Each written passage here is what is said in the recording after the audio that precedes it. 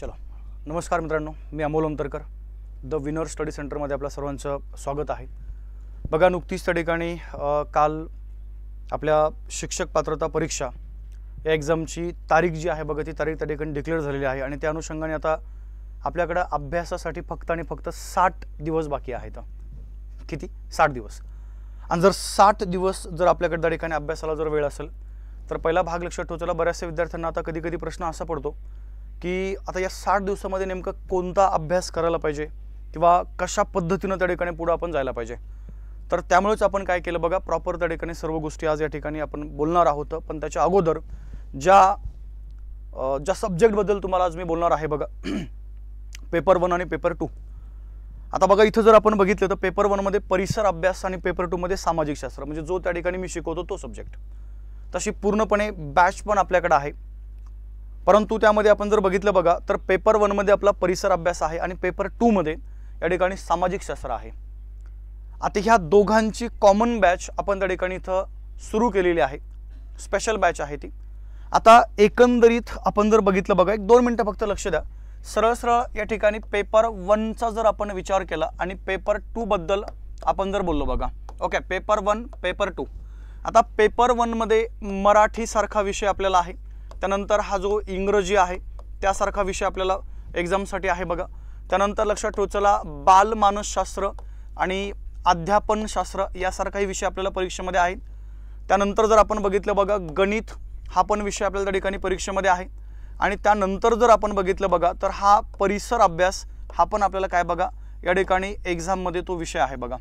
जर तुम्ही प्रत्येक विषयाचं मार्किंग जर पाहिली तर मराठी 30 प्रश्न आहेत, इंग्रजी 30 प्रश्न आहेत, बालमानसशास्त्र पण त्या ठिकाणी 30 आहे, गणित पण 30 आहे आणि परिसर अभ्यास तो पण त्या ठिकाणी 30 प्रश्नाला हा विषय आहे बघा। म्हणजे पेपर 1 आपण जर पाहिलं तर लक्षात ठेवा, चला, सरळ त्या ठिकाणी 150 प्रश्नांचा हा आपला पूर्णपणे पॅटर्न आहे बघा। त्याच ठिकाणी बघा, आपण जर पेपर 2 मध्ये गेलो तर पेपर 2 इथं लक्षात ठेवा, चला, आपल्याला या ठिकाणी पण मराठी आहे, त्यानंतर इथं पण आपल्याला पेपर 2 मध्ये इंग्रजी सारखा विषय आहे। त्यानंतर आपण जर बघितलं बघा, इथं पण आपल्याला पेपर 2 मध्ये बाल मानसशास्त्र आणि जो काही आपला अध्यापनशास्त्रासारखा विषय जो आहे बघा, या ठिकाणी पण आपल्याला पाहायला मिळतो, ओके। आणि त्याच्यानंतर लक्षात ठेवा, चला, अध्यापनशास्त्र आणि त्यानंतर आहे बघा सगळ्यात महत्त्वाचा आणि सगळ्यात मोठा विषय, तो लक्षात ठेवा, चला बघा, सामाजिक शास्त्र हा विषय। जर आपण मार्किंग जर बघितली तर मराठी 30 गुण आहेत, इंग्रजी 30 गुण आहेत, बालमानसशास्त्र आणि अध्यापनशास्त्र हे 30 गुण आहे आणि सोशल सायन्स आपण जर पाहिलं बघा तर या ठिकाणी 60 गुण आहेत। म्हणजे जवळजवळ सेकंड पेपर पण आपला काय त्या ठिकाणी 150 प्रश्नांचा हा पेपर आहे। मग आता आपण जर पाहिलं बघा तर 150, परंतु त्यामध्ये जर आपण परिसर अभ्यासाचा जर विचार केला तर तो 30 प्रश्नांना आहे आणि सोशल सायन्स सामाजिक शास्त्र ते तुम्हाला आहे बघा त्या ठिकाणी एकूण 60 प्रश्नांना। म्हणजे दोघांचं जर आपण या ठिकाणी एकत्रित जर केलं बघा तर जवळजवळ 60 आणि 30 असे 90 प्रश्न आपल्या ह्या 2 विषयाचे होतात, पेपर 1 मध्ये आणि पेपर 2 मध्ये।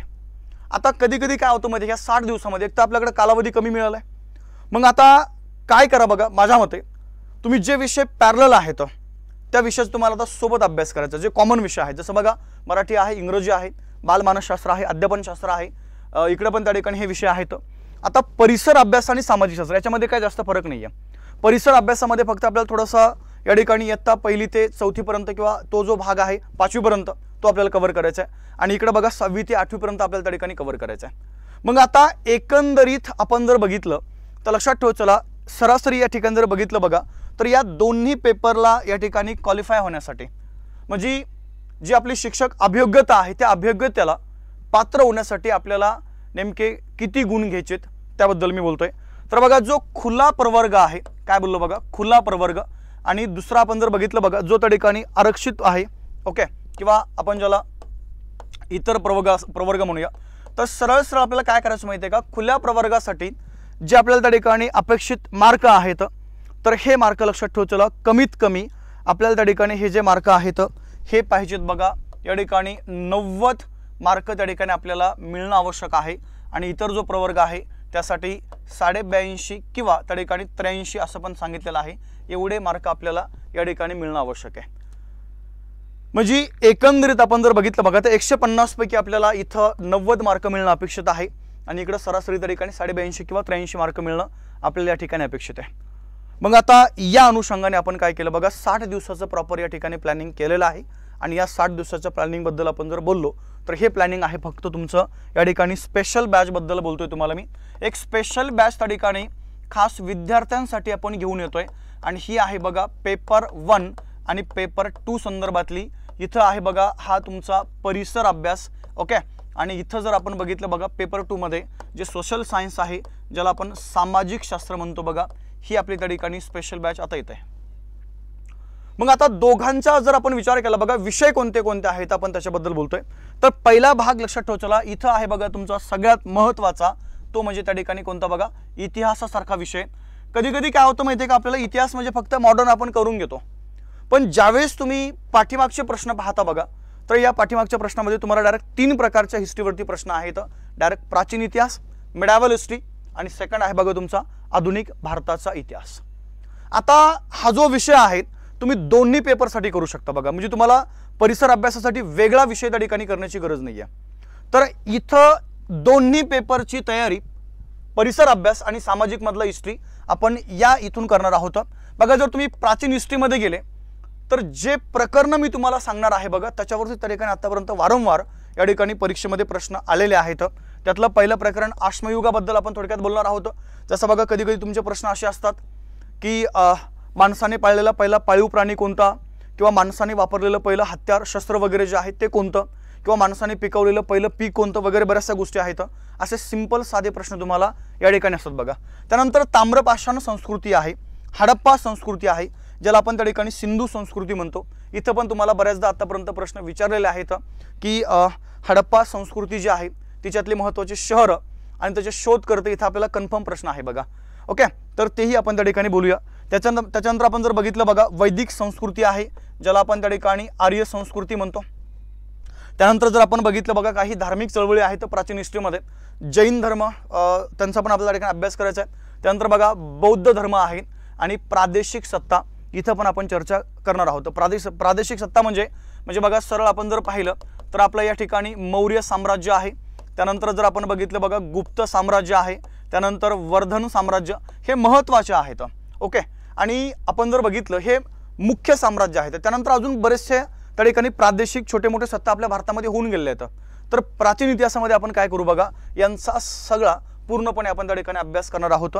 त्यानंतर बघा सेकंड तुमचा आहे मिडॅवल हिस्ट्री। यामध्ये एक तर पहिला भाग लक्षात ठेवतो, भारतावरती परकीय शासकांचे आक्रमण, हे तुमचं पहिलं प्रकरण आहे। मग आता इथं आपण काय करणार बघा, डायरेक्ट इसवी सन 712 पासून, म्हणजे भारतावरती पहिलं जे परकीयांचं आक्रमण झालं या मिडॅवलमध्ये ते आहे बघा मोहम्मद बिन कासिम यांचं। मग मोहम्मद बिन कासिम आहे, मोहम्मद बिन त्या ठिकाणी घौरी आहे, ओके।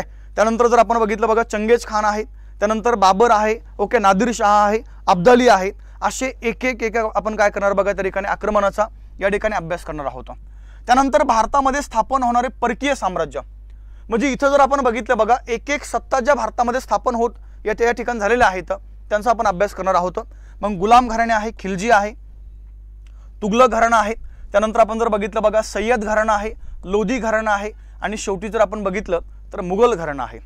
त्यानंतर पुन्हा लक्षात ठेवतो बघा या मध्ययुगीन भारताच्या इतिहासामध्ये अजून काही साम्राज्य आहेत। जसं बघा आपण जर बघितलं तर विजयनगरचं साम्राज्य आहे, त्यानंतर बघा बहामणी आणि मराठा साम्राज्य, यांचा पण आपण काय करू बघा त्या ठिकाणी प्रॉपरली या बॅचमध्ये तुमच्याकडनं तो पूर्णपणे जो सिलेबस आहे आपण तो कव्हर करणार आहे। त्यानंतर मॉडर्न हिस्ट्रीमध्ये युरोपियन कंपन्यांचं भारतात आगमन आहे, इंग्रज भारत संघर्ष आहेत, त्यानंतर संपूर्णपणे जो मॉडर्न हिस्ट्री आहे याचा आपण अभ्यास करणार बघा, जो परीक्षेला महत्त्वाचा आहे तोच फक्त, कारण की आपल्याकडे वेळ आता कमी आहे आणि कमी वेळेमध्ये आपल्याला काय करायचं आहे, हा सिलेबस पूर्णपणे या ठिकाणी कव्हर करायचा आहे। तर असा पूर्णपणे आपला हा या ठिकाणी इतिहासाचा अभ्यासक्रम आहे। सेकंड जर बघितलं बघा भूगोलचा पण या ठिकाणी आपल्याला परीक्षेमध्ये बराचसा प्रश्न असतात, मग त्यामध्ये जगाच्या भूगोलावरती आपल्याला मॅक्झिमम प्रश्न आहेत। जसं बघा जगातील 7 खंड वगैरे, ओके, काही विषुववृत्तीय प्रदेश आहेत, त्यानंतर बघा प्राकृतिक भूगोल आहे, मग त्याच्यामध्ये आपण जर बघितलं बघा सूर्य आहे, पृथ्वी आहे, ओके, हे संपूर्णपणे त्या ठिकाणी तुम्हाला येतं बघा। भारताचा भूगोल आहे, त्यानंतर जर आपण बघितलं तर महाराष्ट्राच्या भूगोलावरती पण आपल्याला बऱ्यापैकी आतापर्यंत जे प्रश्न आहेत ते एग्जाममध्ये विचारले गेलेत।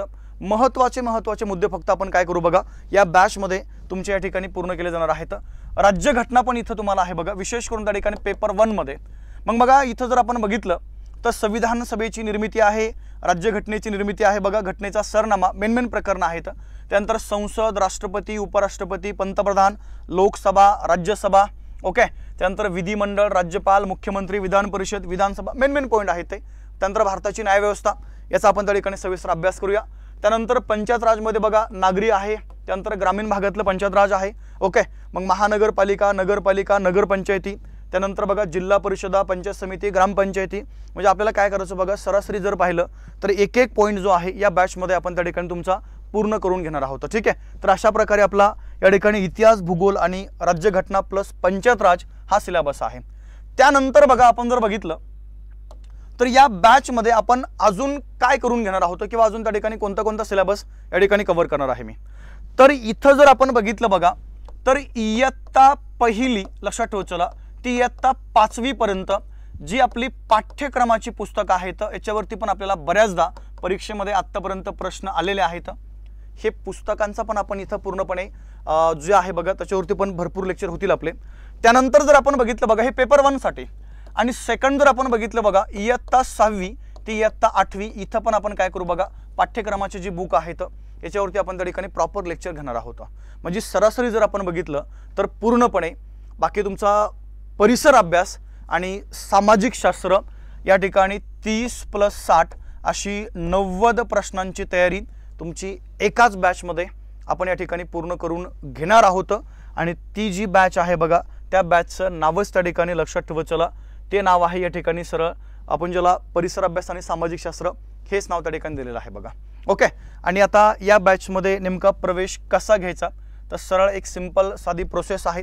आपल्याला काय करायचं बघा, प्ले स्टोअरला जायचं आहे. प्ले स्टोअरला जाऊन the winners study study centre हे ॲप आहे, ते ॲप त्या ठिकाणी इन्स्टॉल करायचे. त्यानंतर बघा हा नंबर आहे 99 75 75 54 99, या नंबरवरती आपल्याला काय करायचं बघा, ही जी पूर्णपणे या बॅचची आपली जी फीस आहे, ओके, ही फीस तुम्हाला पे करायची आहे 499 रुपये. किती बोलले मी, 499 रुपये. या नंबरवर तुम्ही फोनपे करू शकता किंवा गुगल पेही करू शकता. पेमेंट केल्यानंतर त्याचा स्क्रीनशॉट त्या ठिकाणी याच नंबरला काय करायचं बघा, व्हॉट्सअपला शेअर करायचं आहे, म्हणजे तुम्हाला त्या बॅचमध्ये प्रॉपरली या ठिकाणी ॲड केलं जाईल, ओके. बाकी इतर तुम्हाला भरपूर सारं स्टडी मटेरियल वगैरे या बॅचमध्ये आम्ही प्रोव्हाइड करतोय. PDF नोट्स आहेत, त्यानंतर तुमच्या टेस्ट आहेत, भरपूर सारा सराव या बॅचमध्ये आपण करून घेणार आहोत. त्यामुळं जास्त वेळ न घालता लगेच काय करा बघा, या बॅचमध्ये आपण त्या ठिकाणी प्रवेश घ्या, कारण की आपल्याकडे मोजून फक्त 60 दिवस बाकी आहेत आजपासून, आणि ही बॅच त्या ठिकाणी लगेच आपण स्टार्ट केलेली आहे, सुरू झालेली आहे, ठीक आहे. तर चलो, ज्या विद्यार्थ्यांना या बॅचमध्ये प्रवेश घ्यायचा आहे त्यांनी लगेच काय करा बघा, हा नंबर आहे, या नंबरवर आपण त्या ठिकाणी संपर्क साधू शकता, आणि या नंबरवर संपर्क साधून आपण या बॅचमध्ये आपला प्रवेश जो आहे तो प्रवेश त्या ठिकाणी निश्चित करू शकता, ओके. तर थांबूया आता, डायरेक्ट भेटू आपण आपल्या बॅचमध्ये. तोपर्यंत सर्वांना जय हिंद, जय महाराष्ट्र.